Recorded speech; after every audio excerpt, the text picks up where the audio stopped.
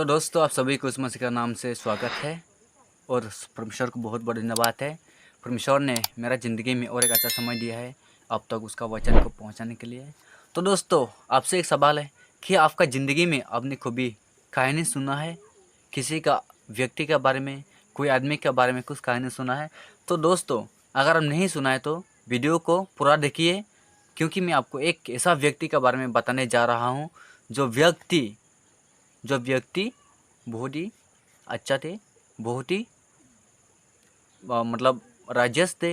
और वो व्यक्ति जो है हेवन में जाना चाहता था, यानी कि स्वर्ग में जाना चाहता था, ठीक है। और वो ही व्यक्ति एक व्यक्ति से सवाल करता है वो हेवन में कैसे जा सकता है, यानी कि स्वर्ग में कैसे जा सकता है। आज अगर आप भी हेवन में जाना चाहते हैं, आपका माइंड में भी एक सवाल होना चाहिए, आप हेवन में कैसे जा सकता है, ठीक है। तो वो सवाल को लेके मैं आज आपका पास आया हूँ। वो सवाल को आज मैं क्लियर करने के लिए आपके पास आया हूँ, उस सवाल का उत्तर देने के लिए आज मैं आपके पास आया हूँ। तो चलिए देखते हैं वो व्यक्ति कौन थे, ठीक है, और वो व्यक्ति हेवन में जाने के लिए रास्ता कैसे पता लगाया है। तो चलिए दोस्तों देखते हैं आज John chapter 3, gospel John chapter 3 में यहाँ में एक व्यक्ति मिलता है निकोडिमस बोल के, ठीक है। और ये निकोडिमस जो एक फारिसीस थे, यानी कि पुराना ज़माने में जो है कि बहुत लोग, यानी कि ज्ञानी लोग, ठीक है, प्रोफेट लोग, उन लोग क्या होता है कि फारिसीस बोल के भी जाना जाता है उन लोगों का ग्रुप को। तो उनमें से वो ग्रुप से ये एक व्यक्ति है जिसका नाम है निकोडिमस। ये निकोडिमस क्या है कि चलिए मैं आपको थोड़ा सा निकोडिमस का बारे में बताता हूँ। जॉन चैप्टर 3 वर्स नंबर 1 में कहता है, there was a man of the Pharisees named Nicodemus, a ruler of the Jews, ठीक है। तो ये निकोडिमस जो है कि ज्यूस का ऊपर में रूल कर रहा था, यानी कि ये भी एक राजा जैसा ही था, ठीक है। तो ये निकोडिमस जो एक फारिसीस था। तो ये निकोडिमस क्या होता है कि, ठीक है, चलिए वर्ष 2 में देखते हैं। This man came to Jesus by night and said to him, Rabbi, we know that you are a teacher come from God, for no one can do this sign that you do unless God is with you।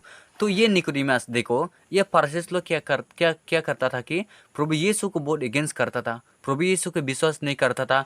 जब भी हो प्रभु यीशु को उन लोग मार देना चाहता था।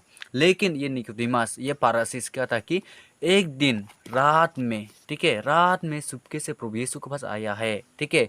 और प्रभु यीशु के पास आके क्या कहा है, यहाँ में देखो कहता है कि रवि, यानी कि मस्तर, ठीक है, मस्तर कह रहा है, मस्तर हम लोग जनता है बोल के कह रहा है कि अब एक गुरु है, अब एक शिक्षा देने वाला है जो परमेश्वर से आया है, यानी कि हेवन से आया है बोल के कहता है, ठीक है।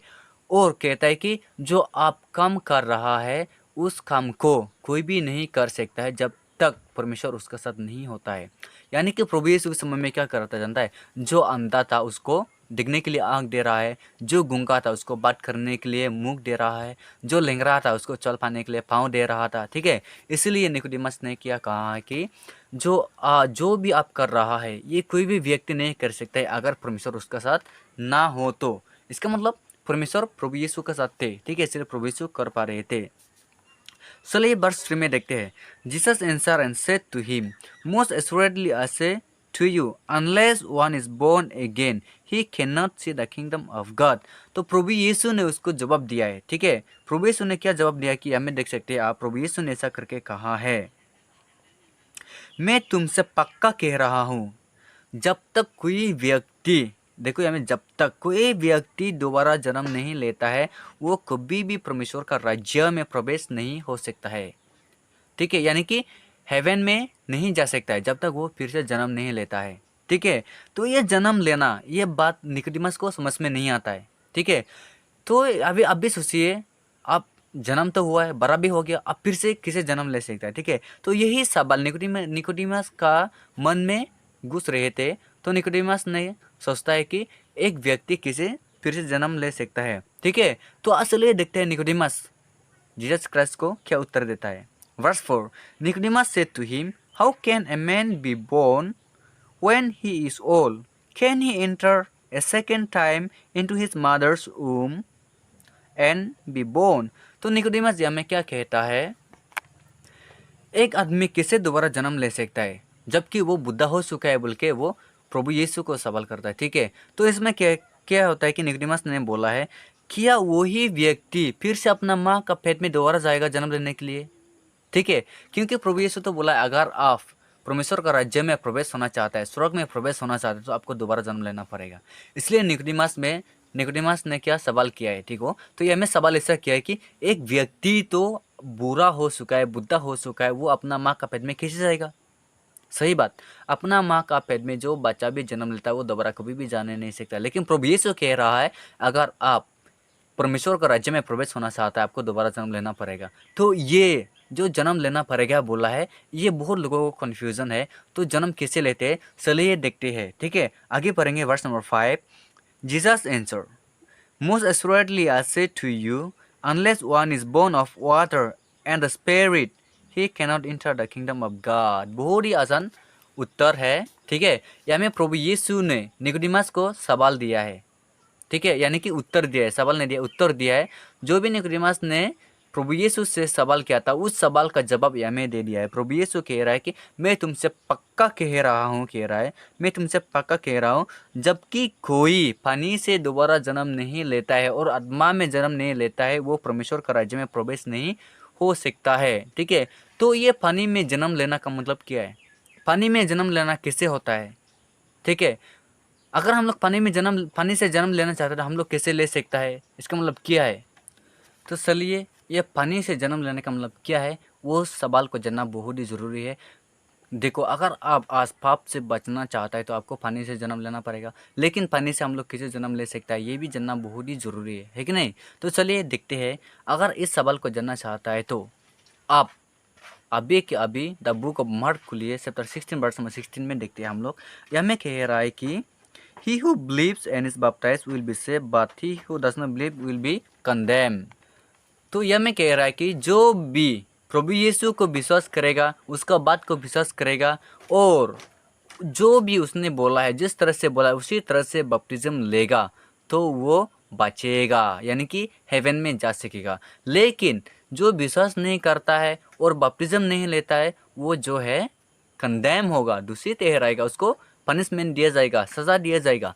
यानी कि जो निकोडिमस को बोला था प्रभु यीशु ने, अगर आप परमेश्वर का राज्य में प्रवेश होना चाहता है, आपको फिर से दोबारा जन्म लेना पड़ेगा। तो वही जन्म लेना का मतलब है कि आपको बपटिज्म लेना पड़ेगा। तो हम लोग कैसे बपटिज्म लेता है? हम लोग डायरेक्ट पानी से कैसे बपटिज्म लेता है, पानी से जन्म कैसे लेता है? जब हम लोग पानी का अंदर में जाता है और पानी का बाहर से आता है, वही नमूना दे के गया है, उसको कहता है नया जन्म लेना, फिर से जन्म लेना। ठीक है, तो अगर आप नया जन्म लेना चाहता है तो माँ का पेट में जाने का ज़रूरत नहीं है, क्योंकि प्रभु यीशु ने कहा है, अगर आप बचना चाहता है तो आपको फिर से जन्म होना पड़ेगा। वो जो है बपटिज्म है, और बपटिज्म के द्वारा ही आपको हेवन में लेके जा सकता है। तो यही है कहानी। अगर आज आपका पाप को धोना चाहता है, आप पाप से बचना चाहता है, तो यही करना बहुत ही ज़रूरी है, क्योंकि ये प्रभु यीशु का आज्ञा है। बल्कि अभी जानता है, प्रभु यीशु को परमेश्वर ने आपका पास भेजा है। परमेश्वर ने आपको पाप से बचाने के लिए प्रभु यीशु को आपका पास भेजा है, और उसका बात को मानना हम लोगों का रिस्पॉन्सिबिलिटी बनता है। ठीक है, यही हम लोग का रिस्पॉन्सिबल है, उसका बात को मानना और उसका आज्ञा को पालन करना। उसने जो भी कहा है उसको मान के रहना, जिस तरह से करने के लिए बोला है उसी तरह से करना है। तो आज भी अगर आप पाप से बचना चाहता है, हम पाप से बचना चाहता है, तो we must be baptize in the name of Jesus. यानी कि जो उसने दिया है, जो कानून दिया है, उस कानून के मुताबिक हम लोग को बपटिज्म लेना है। ठीक है, तो आशा है कि आपको समझ में आया होगा। यही बात को आप लोग का दोस्त तक भी पहुंचा दीजिए, वीडियो को शेयर करके और चैनल को सब्सक्राइब करके और बेल आइकन को दबा के, ताकि जब भी मैं सब वीडियो अपलोड करूं सबसे पहले आपके पास पहुंचने के लिए। और मेरे लिए प्रे करते रहना, और हमको सपोर्ट करते रहना, और हमको प्यार करते रहना, और चैनल को सब्सक्राइब करना। Thank you.